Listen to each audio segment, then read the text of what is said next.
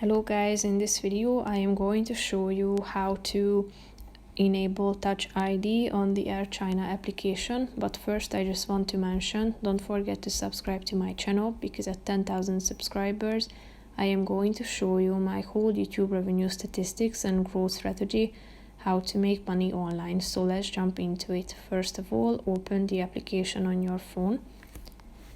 After that, you should tap on the account button down below that can be found in the right side corner.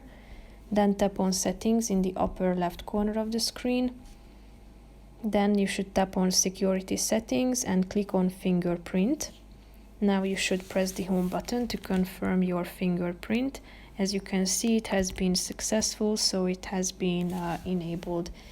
If you want to turn it off, just come back to this section and click on the same button and then press the home button again to turn it off. So that's pretty much it for this video, guys. See you in the next one. Bye bye.